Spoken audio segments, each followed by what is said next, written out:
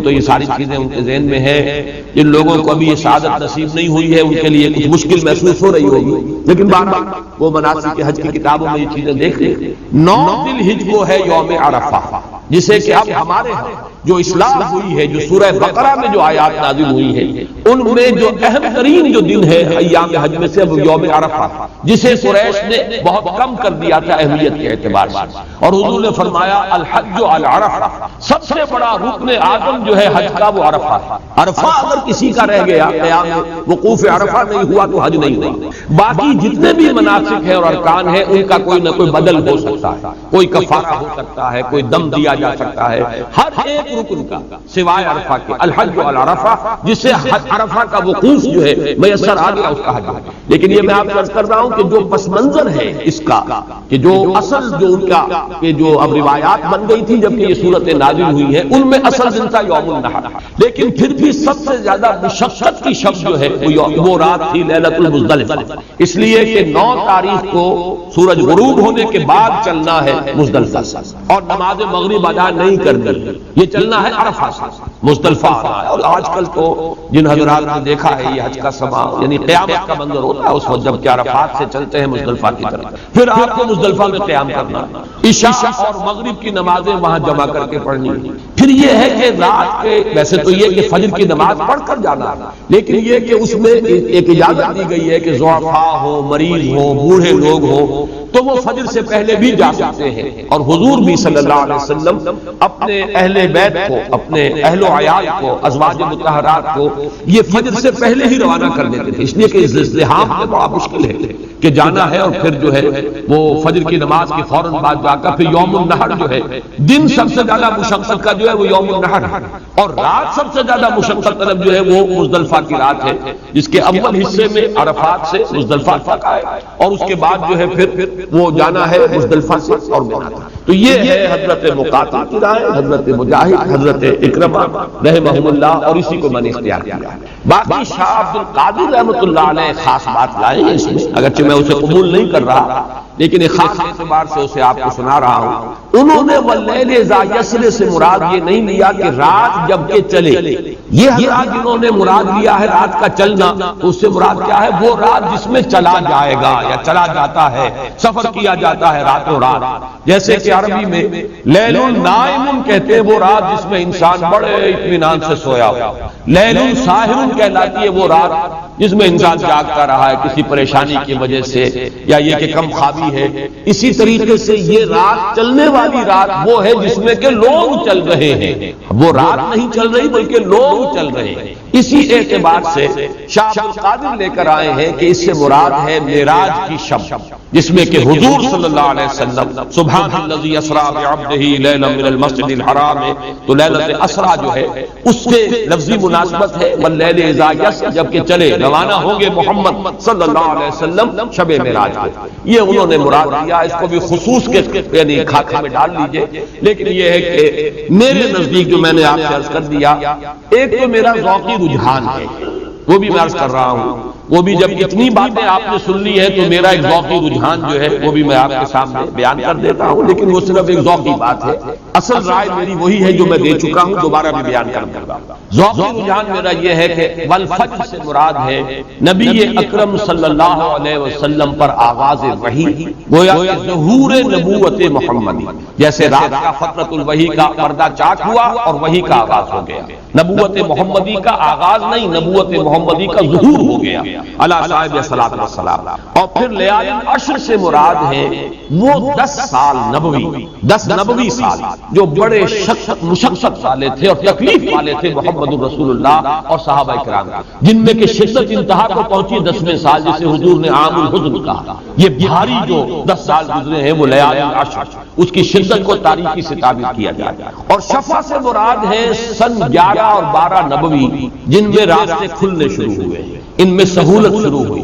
اس میں پہلے 6 افراد مدینے کے ایمان لے آئے، حالانکہ حضور تو ابھی مدینے کا نام نے قصد کیا نہ سفر کیا، گھر بیٹھے اللہ نے حضور کی جھولی میں 6 افراد جو ہے مدینے کے ڈال دیے، پھر وہ اگلے سال 12 ہو گئے، اور اسی طریقے سے یہ 72 تک تعداد پہنچی ہے، اور پھر 13واں سال وہ ہے کہ جس میں کہ ہجرت ہوئی، اور واللیل اذا یسر سے مراد ہے وہ رات جس میں کہ حضور اپنے گھر سے نکلے ہیں، اور آپ نے پھر جا کر غار ثور میں آپ نے پناہ لی ہے اور وہاں اپنی پوش۔ یہ تو ہے ذوقی بات کہ ان میں بھی ایک ربط جڑتا ہے، والفجر ولیال عشر 10 سال، والشفع والوتر 11 اور 12واں سال نبوت کا، اور پھر 13واں سال یہ جو ہے والشفع میں 11واں اور 12واں، اور 13واں سال جو ہے وہ ہے وتر، اور پھر واللیل اذا یسر جب ہجرت کے لیے آپ روانہ ہو گئے رات کے وقت۔ حالانکہ آپ کے گھر کا چاروں طرف سے گھیراؤ تھا، شدید پہرا تھا، لیکن حضور صلی اللہ علیہ وسلم نے ایک خاک کی مٹی جو ہے وہ پھینکی ہے ان کی طرف، شاہد الوجوہ، اور پھر یہ ہے کہ آپ کوئی نہیں دیکھ سکا اور آپ نکل آئے ہیں، اور پھر آپ نے جا کر غار ثور میں آپ منہ پوش ہو۔ یہ تو ہے ذوقی بات، اس لیے کہ فجر اور صبح سے مراد میں نے جیسا کہ میں بیان کر چکا ہوں سورہ مدثر میں بھی اور سورہ تکویر میں بھی، میں نے وہ آغاز وحی اور ظہور نبوت محمدی مراد دیا۔ البتہ جس کو میں ان صورتوں کے مشترک ثقافتی اور تہذیبی پس منظر کے اعتبار سے ایک دور میں جو یہ موتی، یہ ساری آراء وہ ہے کہ جو موجود ہیں سلسلے، میں کسی رائے کا موجد نہیں ہوں، بلکہ میں ان میں سے صرف پک اینڈ چوز کر رہا ہوں کہ یہ ساری چیزیں متعلق ہے مناسک حج سے، اور یہ مکے کی ثقافتی اور اجتماعی زندگی کا اہم ترین مظہر تھا، یہ سالانہ جشن، اس میں یوم النحر سے مراد والفجر۔ آگے چلیے 10 راتیں وہ ہے ذی الحجہ کی ابتدائی 10 راتیں، شفع سے مراد وہی 11ویں اور 12واں دن، وتر سے مراد 13 ذی الحجہ جس میں کہ آپشن ہے کہ حاجی ٹھہرے یا یہ کہ وہاں سے روانہ ہو جائے، وہ 12 کی شام کو بھی جا سکتے ہیں، اور واللیل اذا یسر قافلے چلتے ہیں پھر جب رات کے وقت یہ حاجی واپس آتے ہیں مکے کی طرف، یہ ہے وہ شب جس میں لوگ سفر کر رہے ہیں اور چل یا یہ کہ مزدلفہ کی رات مراد دی جائے، جیسے کہ میں بیان کر چکا ہوں حضرت مجاہد اور اکرمہ اور حضرت مقاتل کی رائے، واللہ اعلم۔ اب سوال یہ پیدا ہوتا ہے کہ ان قسموں کا مقسم علیہ کیا ہے؟ جواب قسم کیا ہے؟ حل فی ذالک قسم لذی حجر، کیا اس میں کوئی قسم ہے عقل مند لوگوں کے لیے؟ پہلے تو اس آیت پر غور کر لیجئے، حل فی ذالک قسم لذی حجر، کیا اس میں کوئی قسم ہے؟ اور قسم سے مراد شہادت، گواہی، دلیل، کوئی دلیل ہے، کوئی گواہی ہے، کوئی شہادت ہے ہجر والوں کے لیے؟ پہلی بات تو یہ کہ اسے کہتے ہیں عربی میں کہ یہ ہے استفہام تقریری، کسی شے کو تاکید میں لانے کے لیے، مؤکد کرنے کے لیے سوال یا اعتراض۔ اردو میں جب ہم اس کو اختیار کرتے ہیں تو اس میں ایک نہیں کا اضافہ کرتے ہیں، ایسا ہے کہ نہیں؟ جب ہم کہتے ہیں ایسا ہے کہ نہیں، کیا ایسا ہے یا نہیں، تو بظاہر تو یہ سوال ہے، حقیقت میں ہم کہنا چاہتے ہیں کہ ایسا ہے، فی الواقع ایسا ہے، یقیناً ایسا ہے، لیکن عربی میں یہ ام لا کا اضافہ نہیں ہوتا۔ حل فی ذالک قسم لذی حجر ہے کوئی؟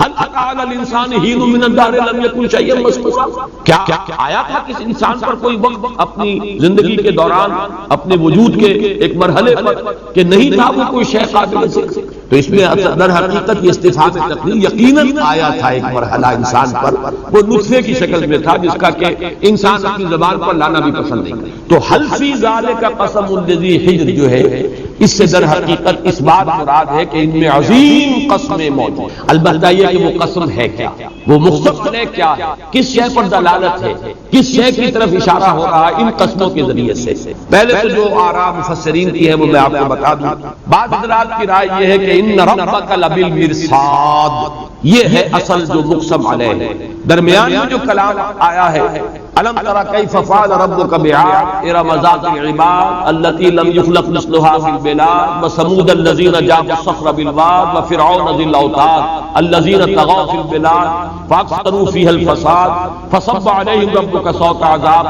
یہ ہے گویا کہ اس کو کہتے ہیں جملہ معترضہ، کلام معترضہ ہے، اصل مقسم علیہ ہے ان ربک لبالمرصاد، یقیناً تیرا رب گھات میں ہے۔ کسی کو نہ چنت نہیں ہو جانا چاہیے، نہ کسی فرد کو نہ کسی قوم کو، اللہ تعالیٰ گھات میں ہے، وہ پکڑتا ہے، ان بطش ربک لشدید، جب اس کی پکڑ آتی ہے تو بہت سخت ہے۔ ایک یہ ہے کہ یہاں پر جواب قسم جو ہے وہ یہیں پر محذوف ہے، لنعذبن الکاذبین، یہ تمام چیزیں اس پر گواہ ہیں کہ ہم لازماً سزا دیں گے اور عذاب دیں گے جھٹلانے والوں کو.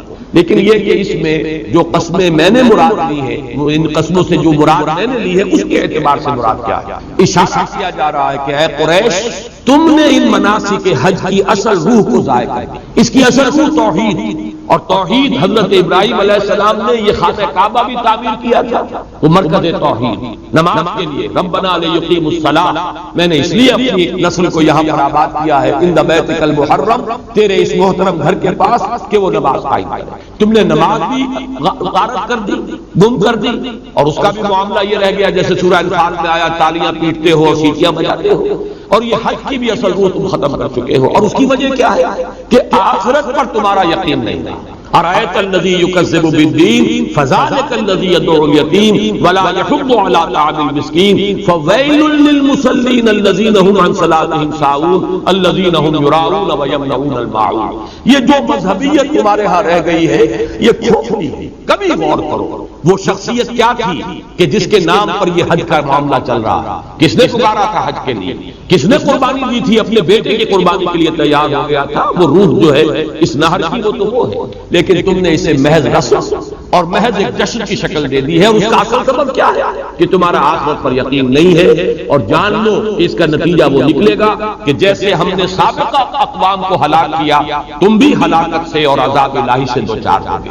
یہ مقسم علیہ ہے جو یہاں پر محذوف ہے، اور چونکہ اس کے اندر اشارہ ہو گیا قسموں میں، لہذا اس کو یہاں پر لفظی طور پر نمایاں نہیں کیا گیا. اب آگے چلتے ہیں. والفجر وليال عشر والشفع والوتر والليل اذا يسر هل في ذلك قسم لذي حجر. حجر کا لفظ پر بھی ذرا غور کر لیں. حجر کے معنی ہم نے عقل لیے. عقل اور حجر میں جو قدر مشترک ہے وہ کیا ہے؟ عقل کی میں وضاحت کر چکا ہوں. ایک سے زائد بار باندھنے والی شے عقل کہلاتی ہے، اس لیے کہ عقل انسان کو روکتی ہے. رزق مت لو، اندیشہ ہے، خطرہ ہے، بے خطر کود پڑا آتش نمرود میں عشق. عقل ہے محو تماشائے لبے بام ابھی.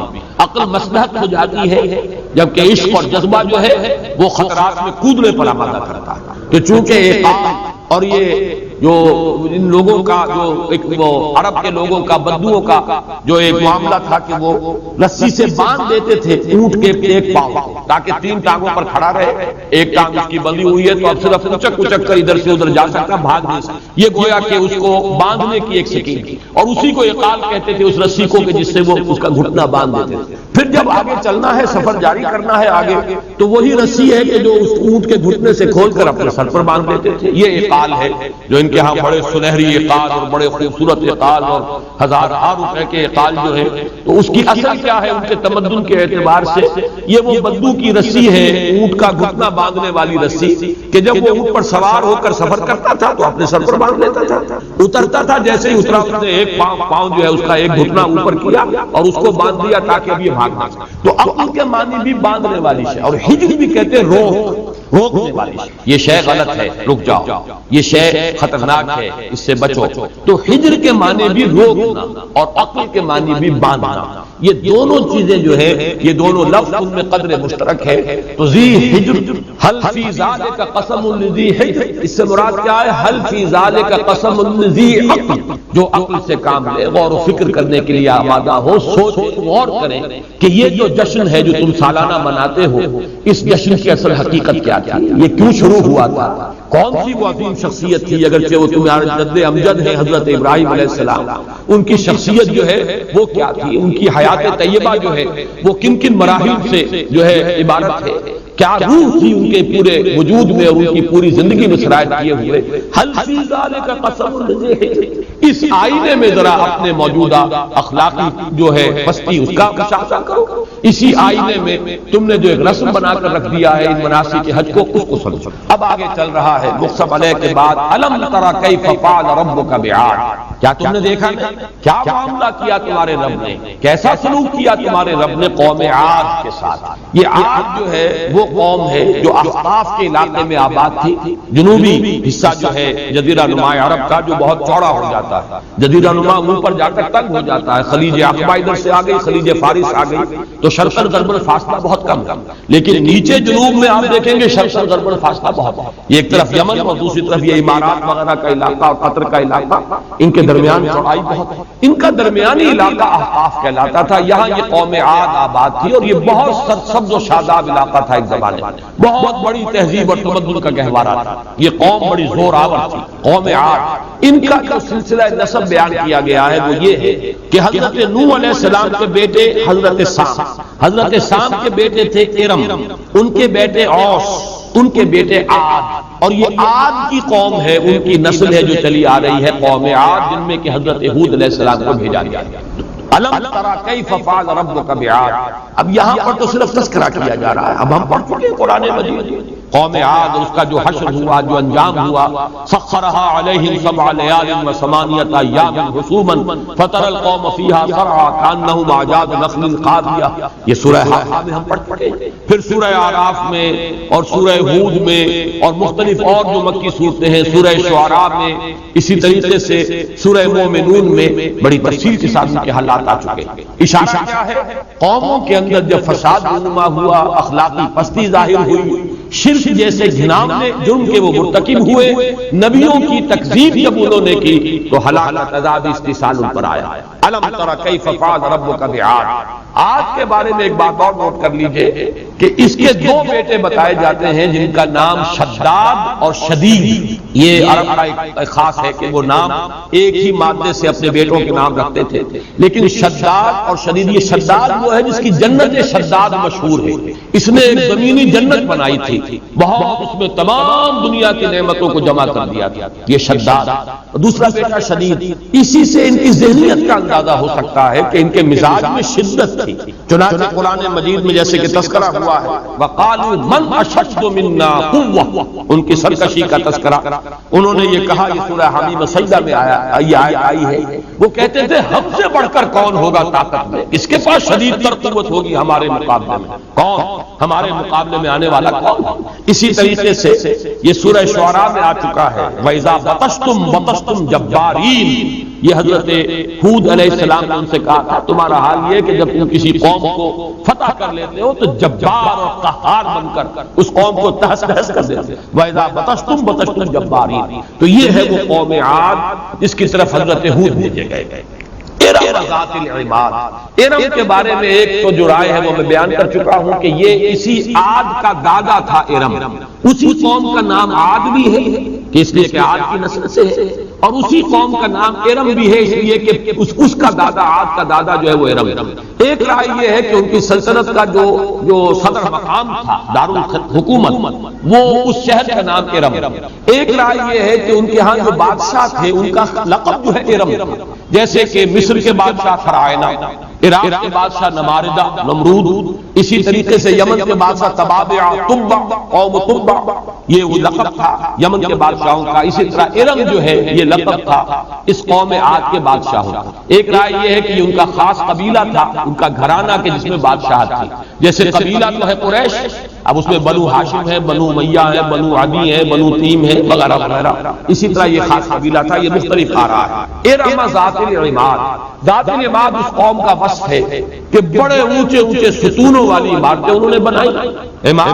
عمود، ستون، بڑے بڑے، عماد الدین، الصلاۃ عماد الدین، یا اس اعتبار سے کہ وہ خود جو ہے بڑے قدامر اور جسیم لوگ تھے. جیسے بڑے بڑے ستون کھڑے ہو، جب لوگ کھڑے ہوتے تھے تو معلوم ہوتا تھا. اسی لیے قرآن مجید میں آیا جیسے کھجور کے کھوکھلے تنے پڑے ہوئے. اب کھجور کا درخت بھی بہت طویل القامت ہوتا ہے. کانہم اعجاز نخل خاویہ، کھجور کے درخت پڑے ہوئے ہوں، ٹوٹے ہوئے، کٹے ہوئے. التی لم یخلق مثلها فی البلاد، جن کی مثل کہیں دنیا میں دوسرے ممالک میں پیدا نہیں کی گئی. اگر عمارتیں مراد ہیں ذات العماد تو مراد یہ کہ ویسی اونچی عمارتیں ان سے پہلے کہیں دنیا میں نہیں بنی تھی. اور اگر وہ قدامر ہونا ان کا مراد ہے تو ویسے انسان اللہ تعالیٰ نے جتنی بھی قومیں پیدا کی تھی ان میں اتنی قدامر کوئی قوم ان سے پہلے پیدا نہیں فرمائی. واللہ اعلم. وثمود الذین جابوا الصخر بالواد. یہ در حقیقت سمود جو ہے انہیں عاد و ثانیہ بھی کہتے ہیں. جب یہ قوم عاد برباد ہو گئی ہے، حضرت ہود علیہ السلام کی دعوت کا انکار کیا، ان کو ختم کر دیا، تو حضرت ہود کے ساتھ جو ان میں سے اہل ایمان وہاں سے بچ کر نکلے وہ پھر جزیرہ نما عرب کے شمال مغربی گوشے میں جا کر آباد ہو. ان کی نسل ہے جو سمود کہلاتی ہے اور عاد ثانیہ بھی انہیں کہتے ہیں۔ ان میں حضرت صالح علیہ السلام مبعوث ہوئے، اور یہ قوم وہ ہے کہ جو جیسے کہ ہم پڑھ چکے ہیں نرم زمین پر وہ اپنے محل بناتے تھے اور بڑی بڑی چٹانوں کو کھود کر اور تراش کر اس کے اندر اپنے وہ بڑی عمارتیں بناتے تھے رہنے کی جگہ۔ یہ دونوں طرح کے تھے۔ اب ظاہر بات ہے ہزارہ سال بیت گئے ہیں، لہذا وہ جو ان کے قصر تھے کہ جو انہوں نے میدانی زمین پر بنائے تھے ان کا تو اب کوئی نام و نشان نہیں، وہ تو ختم ہو گئے۔ لیکن وہ چٹانوں کو تراش کر جو انہوں نے بڑے بڑے ہال بنائے ہیں وہ تو آج بھی موجود ہے، جا کر دیکھیے مدائن صالح میں ان کا نقشہ آپ کو نظر آ جائے گا۔ میں بھی چند سال پہلے وہاں گیا ہوں، میں نے دیکھا اور حیران انسان کی عقل، اس قدر خوبصورتی سے انہوں نے تراشا ہے چٹانوں کو۔ ایک خاص قسم کی چٹانیں وہاں پر، جیسے ہمارے ہاں عام طور پر پہاڑوں میں آپ اس کا تراش کر سکتے ہیں، بڑی سالڈ چٹانیں ہیں ایسی کہ ان کو تراشا ہے انہوں نے، بالکل معلوم ہوتا ہے جیسے کوئی بڑی مشینیں ان کے پاس تھی، کس قدر صفائی کے ساتھ اور توازن کے ساتھ۔ پھر انہوں نے جو ان کے صدر دروازے بنائے خوبصورت، ان میں کھدائی کی ہوئی ہے، معلوم ہوتا ہے کہ یہ ان کا صدر دروازہ ہے اس محل کا، جو اس کے اندر ہی اندر بڑا ہال ہے، پھر اس کے سائڈ رومز ہیں، وہ ساری کی ساری چیزیں ہیں۔ الذین جابوا الصخر بالواد، اور وہ سمود کیا کیا تیرے رب نے سمود کے ساتھ، جنہوں نے کہ وادی میں چٹانوں کو تراشا تھا، صخر کہتے ہیں چٹان کو تراش کر اپنے لیے گھر بنائے۔ وفرعون ذی الاوتاد، اور کیا کیا علم تری کیف فعل ربک بعاد بثمود وبفرعون، فرعون کے ساتھ کیا کیا، اور اس کے لیے جو وصف آیا ذی الاوتاد یہ پہلے بھی آ چکا ہے، اس کے بارے میں دو آ رہا ہے۔ ایک تو یہ کہ فرعون پہلا بادشاہ ہے جس نے سٹینڈنگ آرمی بھی اپنے ہاں رکھی ہوئی، ورنہ اس سے پہلے دنیا میں عام طور پر رواج یہ تھا کہ بڑے بڑے سردار کو 5000 منصبدار ہے، 20,000 منصبدار ہے، وہ اپنے چھوٹی چھوٹی فوجیں مینٹین کرتے تھے۔ بادشاہ کو جب ضرورت ہوتی تھی تو وہ لوگوں کو حکم بھیج دیتا تھا اور تمام سردار جو ہیں اپنی فوجیں لے کر آ گئے، کوئی بڑی سٹینڈنگ آرمی رکھنے کا رواج نہیں۔ لیکن فرعون نے سب سے پہلے اس کا رواج کیا، اور بڑی فوج، اب ظاہر بات ہے کہ بڑی فوج ہوگی تو اس کے لیے بڑے خیمے ہوں گے، خیموں کے لیے بڑی میخیں ہوں گی جن کو گاڑا جائے، تو اس کے بڑے کئی جو ہیں یعنی بہت سے جانور تو وہ ہوتے تھے جن کے اوپر صرف خیموں کی میخیں لدی ہوتی تھی۔ اس اعتبار سے ذی الاوتاد میخوں والا فرعون، ایک تو رائے یہ ہے، اور ایک رائے یہ ہے کہ اس بدبخت نے خاص طور پر وہ فرعون جس کی طرف حضرت موسیٰ علیہ السلام مبعوث کیے گئے ہیں اور جو غرق ہوا ہے پھر حضرت موسیٰ اور بنی اسرائیل کی نگاہوں کے سامنے، اس نے 2 خواتین کو چومیخہ کر کے ہلاک کیا۔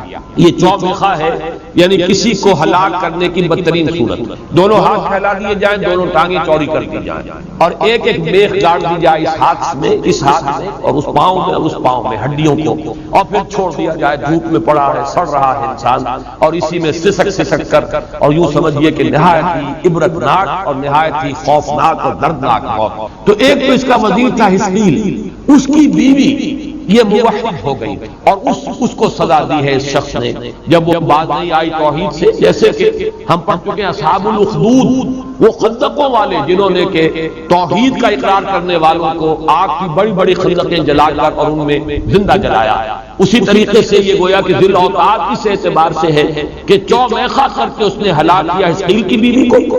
اور یہ بھی روایت آتی ہے کہ حضرت آسیہ جو اس کی اہلیہ تھی، مومنہ تھی، موحدہ تھی، جن کا ذکر سورہ تحریم میں آیا ہے، امرأۃ فرعون اذ قالت رب ابن لی عندک بیتا فی الجنۃ ونجنی من فرعون وعملہ ونجنی من القوم الظالمین، اس کو بھی حضرت آسیہ کو بھی اس بدبخت نے اسی طرح چومیخہ کر کے اور ان کو بھی ہلاک کیا تھا، اس لیے اسے ذی الاوتاد کہا گیا۔ الذین طغوا فی البلاد، ان سب کے لیے ہمارا جنہوں نے اپنے ملکوں میں اپنی آبادیوں میں طغیانی اور سرکشی کی روش اختیار، اللہ کے مقابلے میں سرکشی، اللہ کے مقابلے میں تکبر، استکبار، گھمنڈ اپنی، اور آج کل جو استکبار ہے وہ کیا ہے؟ ہیومن سوورنٹی، جیسے کہ فرعون نے کہا تھا الیس لی ملک مصر، یہ مصر کی بادشاہی میری نہیں ہے، میری ہے، میں ہوں بادشاہ۔ آج بھی کہتے ہیں کہ ہماری سوورنٹی ہے، پاپولر سوورنٹی، عوام کی حاکمیت، یہ گویا کہ اللہ کے مقابلے میں سرکشی ہے۔ الذین طغوا، طغیان کا مطلب کیا ہے؟ اپنی حدود سے تجاوز کرنا۔ جب دریا اپنے حدود میں بہ رہا ہے تو وہ اور کیفیت ہے، جب وہ اپنی حدود سے تجاوز کر گیا اب آپ اسے کہتے ہیں طغیان پر ہے۔ تو جو بھی انسان اپنی حد سے بڑھ کر اور حاکمیت کا مدعی بنتا ہے وہ در حقیقت طغیانی اختیار کر رہا اللہ کے مقابلے میں۔ الذین طغوا فی البلاد، اور اس طغیانی کا نتیجہ کیا نکلے گا انسانی معاشرے میں؟ فاکثروا فیہا الفساد، اس سے فساد اب انسان حاکم و محکوم میں تقسیم ہو گیا. جیسے اس بات نے کہا تمیز بندہ و آقا فساد آدمیت، پھر وہ ہیو اور ہیو ناٹ میں تقسیم ہو جائے گا.